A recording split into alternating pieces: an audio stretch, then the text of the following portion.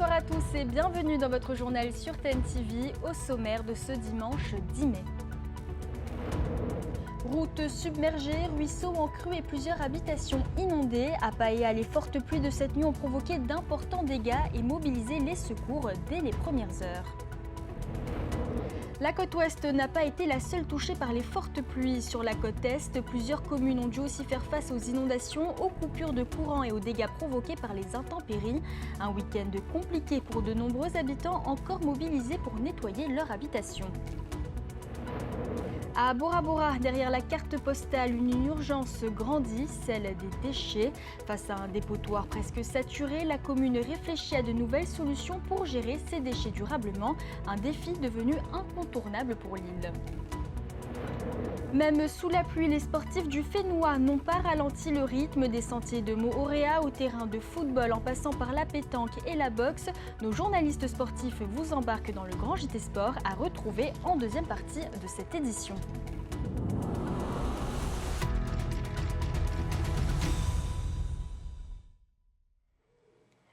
Une nuit sous la pluie et parfois les pieds dans l'eau. À Paea, plusieurs quartiers ont été inondés après les fortes précipitations qui ont touché la côte ouest de Tahiti. Des habitants surpris par la montée des eaux et des secours mobilisés toute la matinée. C'est un reportage de Matai Hurei sur les commentaires de Sam Teinaure. Quand c'est des périodes de grosses pluies, on sait à chaque fois que l'eau va monter. Donc en fait ici on vit comme si demain on allait déménager.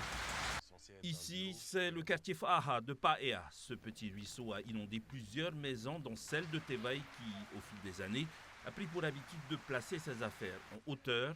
Chaque saison des pluies est synonyme d'angoisse. Ici, ça a souvent été inondé.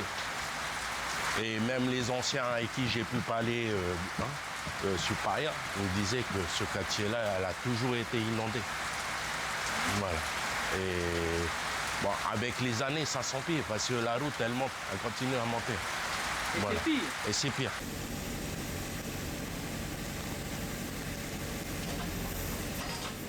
La montée soudaine du niveau de ce cours d'eau est due à des végétaux qui bloquaient l'écoulement. Depuis 1h du matin, les services de la commune sont mobilisés pour secourir les administrés en difficulté. La mairesse était sur place pour recenser les familles sinistrées. On a effectivement recensé donc 5 sinistrés avec la famille avec laquelle on est là en ce moment. Mais apparemment, effectivement, dans ce quartier, il y a au moins 2 ou 3 autres personnes. Donc je crois qu'on va s'approcher des 10 familles sinistrées. On recense les identités des sinistrés de façon à pouvoir justement faire parvenir ça le plus rapidement possible aux affaires sociales pour qu'ils puissent demander de l'aide. Le remplacement en particulier de leur électroménager. Beaucoup ont vu leur frigo envahi par la boue, machines à laver, les congélateurs. Donc il faut remplacer tout ça et on essaie d'être réactif pour que ça soit remplacé le plus rapidement possible. Donc servitude brillant 2, hein? Et reste dans la servitude brillant 2, reçu. Toute la journée, les pompiers ont sillonné les quartiers de Paea pour aider à évacuer l'eau.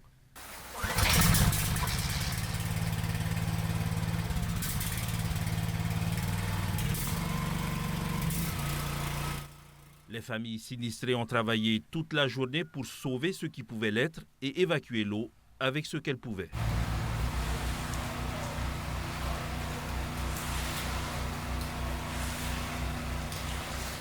Direction maintenant la côte est, elle aussi durement touchée par les intempéries.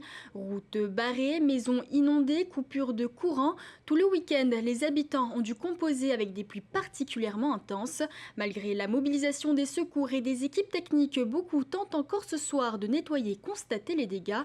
Le reportage de Heiro Atuahu, Bertrand Parent, commenté par Nicolas Pérez. La côte est de Tahiti aura une nouvelle fois payé un lourd tribut à la suite des intempéries qui s'abattent depuis samedi. Selon Météo France, près de 150 litres de pluie par mètre carré sont tombés sur la commune de Papeeno. Routes ensevelies et maisons inondées, les habitants du quartier de Atohei sont à bout de force. Depuis toute la journée d'hier matin, on est resté sans moi à la maison. et ça commençait à inonder. En 4 fois dans la soirée, on a nettoyé. Et hier soir à minuit, on n'en pouvait plus. On était KO aussi. On n'a pas dormi et c'est fatigant, c'est énervant. Démunis face à cet épisode pluvieux, ces administrés attendent une intervention des services communaux et du pays. On a fait plusieurs appels au Tavana, aux maires délégués, je ne sais pas, mais rien ne bouge. Heureusement, la solidarité prime. Ce voisin a accepté que l'on casse un mur d'une maison mitoyenne à la sienne pour que l'eau puisse s'écouler dans son garage. C'est un trou pour évacuer, quoi. Parce que s'il n'y a pas ce trou-là, tout l'eau rentre dans le salon, dans la maison. Alors c'est moi qui reçois un peu d'eau, toute la famille, quoi. Mais non, je ne peux rien faire. Un peu plus loin dans la vallée de la Maroto, un arbre n'a pas résisté aux assauts de l'eau. Il s'est écrasé sur des lignes électriques, privant ainsi tout un quartier d'électricité. Vers 2 heures ce matin, il y a eu un arbre qui est tombé sur les fils électriques, les fils haute tension, donc ça a déclenché des pannes de courant dans tout le quartier. Et comme il y a un poteau qui est cassé, donc hier soir ils n'ont pas pu réparer tout de suite. Il fallait des moyens un peu plus conséquents. Je pense qu'aujourd'hui ils sont sur place. La commune compte réaliser dès demain un recensement des dégâts et des maisons sinistrées. Et la pluie n'a pas encore dit son dernier mot. La vigilance orange pour forte pluie reste maintenue sur les îles du Vent et les îles sous le vent. Après une courte accalmie cette nuit, les précipitations devraient reprendre dès demain avec un temps toujours instable et orageux jusqu'à mardi. Les autorités appellent donc à rester particulièrement prudents dans les déplacements. Et parmi les autres conséquences de ces intempéries, cet impressionnant marou-marou tombé près de la présidence cet après-midi. L'arbre s'est effondré sur le véhicule d'un agent de sécurité, heureusement absent au moment des faits. Aucun blessé n'est à déplorer malgré des dégâts matériels. À noter que ce n'est pas la première fois qu'un marou-marou tombe dans la capitale. En 2024, un arbre était tombé sur une voiture à la clinique Paufei, causant la mort de son conducteur. Enfin, en raison de ces mauvaises conditions météorologiques, les établissements scolaires de Hitiautera et le CEJA de Tautira resteront fermés demain lundi par mesure de précaution. Même décision à Moorea-Mei'o où les écoles du premier degré ainsi que le CEJA de Vaiare n'accueilleront pas les élèves lundi et mardi. Toutes les informations en direct sur ces intempéries sont à retrouver sur tntvnews.pf. Après les intempéries, autre défi auquel les communes doivent faire face, la gestion des déchets. À Bora Bora, le site d'enfouissement de l'île est bientôt à saturation sous l'effet de la croissance démographique et de l'afflux touristique. Entre ouverture de nouveaux espaces d'enfouissement et valorisation énergétique des déchets, la commune cherche désormais une solution durable. Les explications d'Esther Cuneo et Méritéato. Le contraste avec les grands hôtels sur une eau turquoise est saisissant. Le centre d'enfouissement technique de Bora Bora et ses installations s'étendent sur près de 75 000 m². Malgré cette surface, l'espace vient à manquer. Alors, le CET est organisé en plusieurs types de casiers. Le CET de Bora Bora comprend 2 types de casiers. Donc des casiers avec les déchets de catégorie 2, donc les ordures ménagères, et ensuite le casier avec les déchets de catégorie 3, les déchets encombrants. Les 2 casiers arrivent à saturation, le plus urgent étant le casier de catégorie 2, des ordures ménagères. Donc on estime une fin d'exploitation à cette fin d'année 2026. C'est ici, derrière moi, que sont enfouis chaque année les déchets ménagers de la perle du Pacifique. Un volume en hausse avec la fréquentation touristique et surtout du foncier qui se raréfie pour la commune. Parce qu'une fois que ce casier sera refermé, il faudra bien en rouvrir un autre. Mais la commune étudie aussi une autre piste, celle d'une machine qui transforme les déchets en charbon et en énergie. Tavana a pensé de mettre en place une pyrolyse. Donc la pyrolyse, c'est une machine qui fonctionne à 1000 degrés et qui devrait brûler tous les déchets qu'il y a ici. Donc en sortie de machine, il y a une chaleur qui devrait être réutilisée pour faire de l'électricité. Dans un premier compartiment du pyrolyseur, donc les déchets seront brûlés et cette fumée part dans un deuxième compartiment qui sera aussi brûlé. La transformation du CET en unité de pyrolyse a un coût, 700 millions de francs. Le maire a déjà visité des installations en Allemagne et en Suisse. Reste à boucler le montage financier et trouver des fonds pour les études de faisabilité. Le manque de place sur l'île de Bora Bora, ce n'est pas que les déchets ménagers. Derrière moi, 700 carcasses de véhicules s'entassent sur ce terrain de 4000 m². Alors la commune cherche des solutions et active tous ses réseaux afin de libérer de la place et redessiner les contours de la perle du Pacifique. On en a fini avec l'actualité, place maintenant au sport et comme tous les dimanches, c'est Oriano Tefao qui va prendre le relais pour le grand JT Sport. Oriano Yarana. Yorana Mika, merci pour ces informations. Quant à nous, tout de suite, on va passer en mode action avec du trail, de la pétanque, des sports collectifs scolaires et surtout un focus sur le challenge Makonina qui approche à grands pas. On va en parler avec notre invité Kohai Nena. Allez, pas de temps de mort, tout de suite, le grand JT Sport.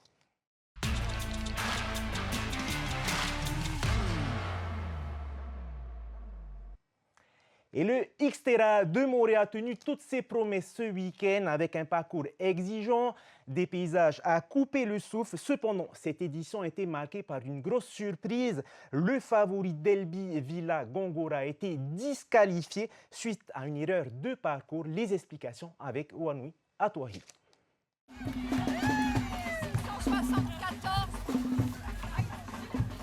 608 athlètes au départ, deux formats de 42 et 21 km, un terrain très technique et des paysages à couper le souffle. La Xterra Montréal a confirmé sa réputation de trail parmi les plus exigeants, mais aussi les plus beaux du Fénois. Montréal, c'est vraiment...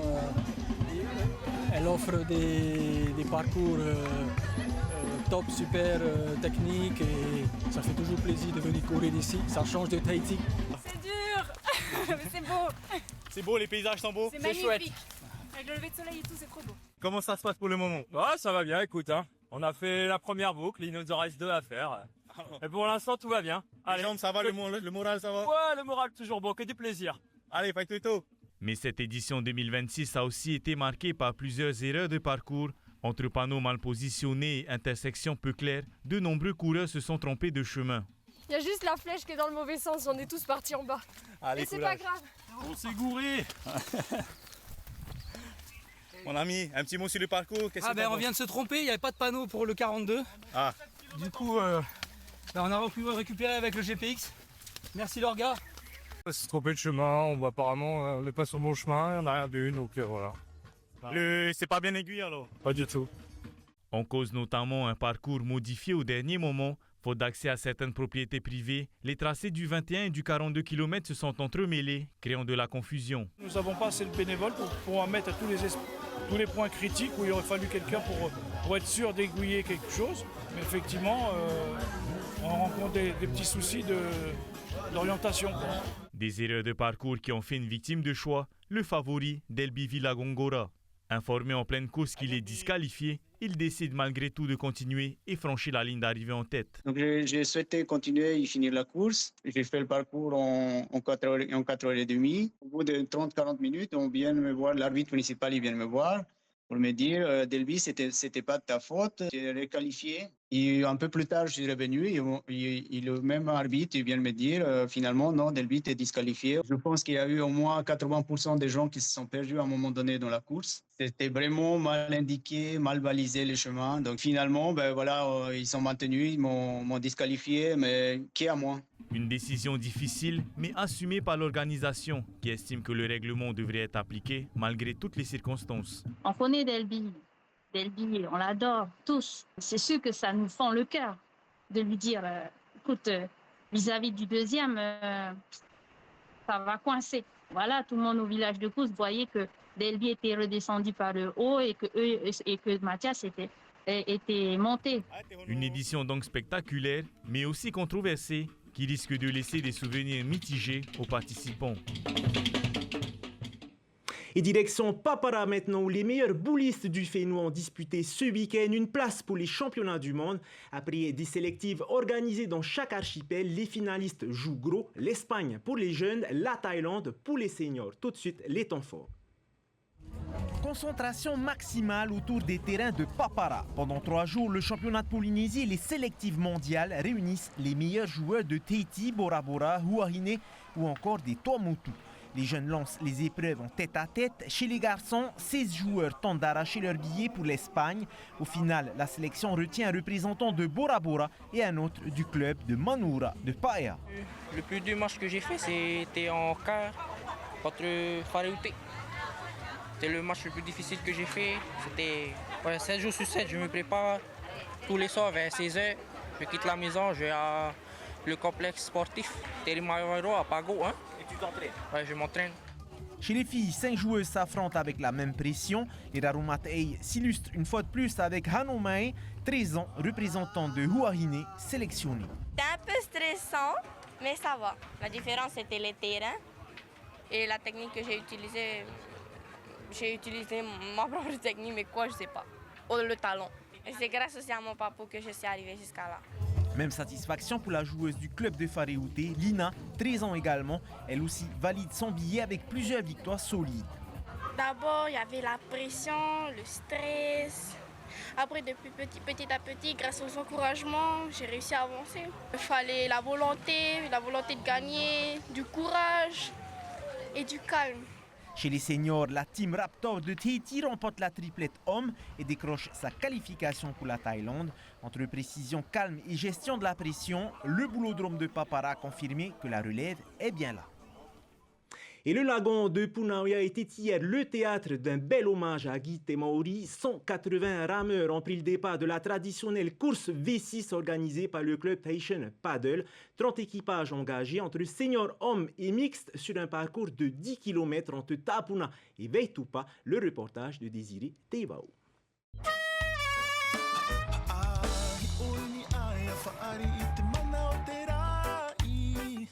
Un ciel voilé, très peu de vent et une mer d'huile. Des conditions parfaites pour les rameurs. En mixte, l'équipage de Manuura, emmené par Roland Terré, prend le meilleur départ à Tapuna.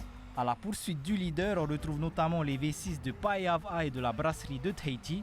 Au demi-tour à Veitupa, Manuura conserve la tête. L'équipage ne sera jamais repris. Manuura boucle les 10 km en un peu plus de 40 minutes. Une victoire symbolique pour Roland Terré, ancien coéquipier de Guy Temauri. Une belle petite victoire dédiée au papa du copain Kainou. Hein? On a ramené dans le même club, étant junior, il était à HL, puis à Punaru. Donc c'était un bel hommage pour nous de venir ici. On est venu en bande de copains, avec les papas des jeunes surtout. Je t'ai dit pourquoi pas s'inscrire, il est venu aider le copain Kainou. Ainsi que Kiki et son club. Voilà, une belle victoire, une belle première aussi pour notre petite mixte là, Mahana, qui vient de passer junior cette année. Donc une belle découverte, c'est une pirogue d'homme. Dans la catégorie des seniors hommes, on assiste à une belle bataille entre la brasserie de Tahiti, Air Tahiti et les policiers municipaux de Punaouia. À l'arrivée, la brasserie l'emporte. Un succès acquis devant le ministre des Sports, Kainou Temauri, qui tenait aussi à saluer la mémoire de son père. C'est la première fois en tant que ministre, du coup je suis très content, très heureux d'être ici. Moi je tiens surtout à remercier l'équipe de Tahitian Paddle, son président et tout le staff qui chaque année commémore en fait la mémoire de mon papa. On essaie avec Tahitian Paddle de faire en sorte que ce soit une course qui ne ressemble pas aux autres courses du calendrier, avec un esprit convivial. Chacun va repartir avec un lot, donc voilà, c'est la célébration avant d'être la compétition. Donc encore une fois, je suis très heureux et très touché que tout le monde soit déplacé aujourd'hui. Prochain rendez-vous pour les amateurs d'EVA, le trophée de l'Amiral prévu samedi prochain. On change de terrain, place au collectif. Et pour nous faire vivre tout ça, Huanui Atuahiva est avec nous sur le plateau. Yorana Huanui. Yorana Oriano. Alors il y a eu du football un peu partout au Fénois cette semaine. En effet Oriano, et pour commencer, nous allons tout droit vers Auckland pour parler de l'OFC Pro League. Battu jeudi, Tahiti United n'avait plus le droit à l'erreur face aux Papous de Hikari United. Les hommes de Samuel Garcia devaient s'imposer pour rester dans la course au play-off de l'OFC Pro League. Mais à l'issue des 90 minutes, l'équipe polynésienne doit malheureusement se contenter d'un match nul significatif d'une élimination de la compétition. Le résumé de la rencontre avec notre attaquant Désiré Teivao. C'est terminé, Tahiti United et Hikari qui se séparent sur un match nul de partout. La mine des mauvais jours pour les joueurs de Tahiti United. Si les Polynésiens sont une nouvelle fois convaincants dans le jeu, leur largesse défensive et leur manque d'efficacité leur coûtent la victoire. Exemple, en première période, les protégés de Samuel Garcia ont les meilleures occasions en début de match, mais ils concèdent un but au quart d'heure de jeu. Heureusement, juste avant la pause, Tevita Waraneivalu égalise pour Tahiti United. Au retour des vestiaires, les Tahitiens continuent de mettre la pression sur le but adverse, mais sans réussite.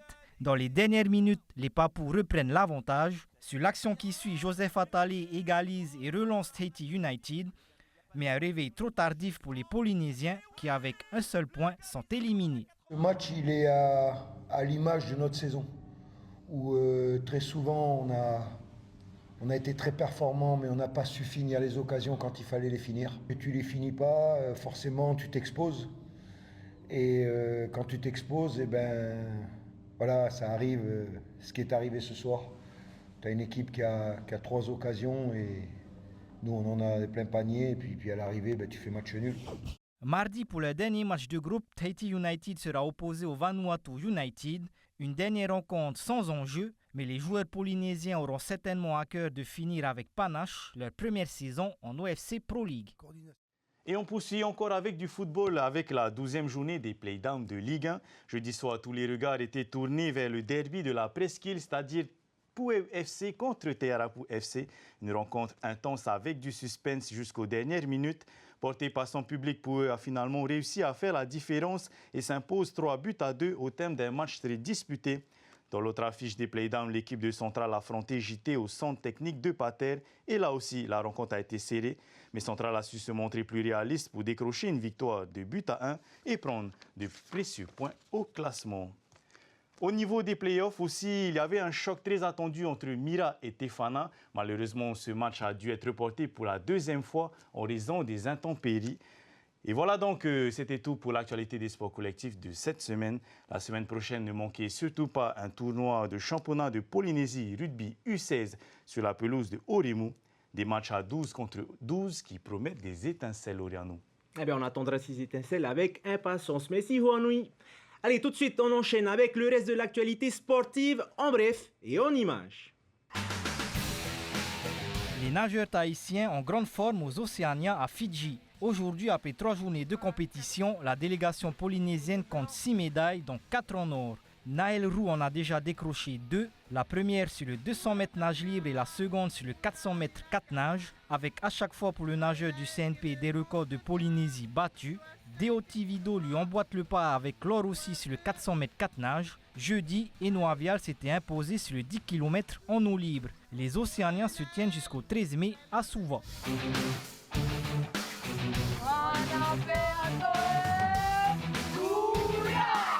Du football féminin présent avec les finales collège du championnat USSP disputé mercredi au centre technique de la Fédération tahitienne de football. Une journée de compétition marquée par des rencontres accrochées, du suspense jusqu'aux derniers instants et surtout beaucoup de fair-play sur les terrains. Dans la catégorie section sportive, le collège de Mahina décroche le titre malgré plusieurs absences dans son effectif, avec 5 joueuses actuellement engagées avec la sélection U16 féminine en Fidji. Papara termine 2e devant Notre-Dame des Anges. Chez les équipes établissements, Sainte-Anne de Hivaoa s'impose devant Aroué et Uapou. Le VAA continue de mobiliser la jeunesse aux Marquises. Hier à Nukuhiva, une 50aine de rameurs et rameuses ont participé au championnat V1 organisé par le district de VAA. Une compétition pensée pour faire vivre la discipline sur l'île et encourager les jeunes à rejoindre les plans d'eau. Cette saison 2026 se poursuivra avec les championnats V6 et une nouveauté cette année, la catégorie mixte. Le tout avant le grand rendez-vous de novembre avec la mythique course Teikahanu. Les gants vont chauffer à Fa'a les 29 et 30 mai. Le Motu Ovini accueillera la 12e édition du Challenge Makonina, un rendez-vous devenu incontournable dans le Pacifique pour les amateurs de noblard. Plus de 15 combats internationaux avec des boxeurs venus de Nouvelle-Zélande, d'Australie, de Nouvelle-Calédonie, des Raromatai et bien sûr de Tahiti. Cette année encore, les poids lourds et super lourds promettent du grand spectacle. Et pour en parler ce soir avec nous, nous recevons Kohai Nena, organisatrice de l'événement qui est sur notre plateau. Yorana Kohai. Yorana Odiano. Alors je le disais, il y aura la présence de combattants internationaux. À quel niveau doit-on s'attendre pendant ces soirées? Alors encore cette année, le niveau sera relevé. Il y aura plusieurs nations du Pacifique qui seront représentées. Donc le public peut s'attendre à des combats engagés et spectaculaires. Et surtout que les combattants sont très expérimentés et ont tous deux des types de boxe différents. Donc la soirée risque d'être très intéressante. Alors, on a des champions néo-zélandais, des champions calédoniens avec un palmarès très fort. Est-ce que tu peux nous en parler? Oui, bien sûr. Alors, concernant les boxeurs étrangers, il y aura donc Roman Vinet de City Kickboxing.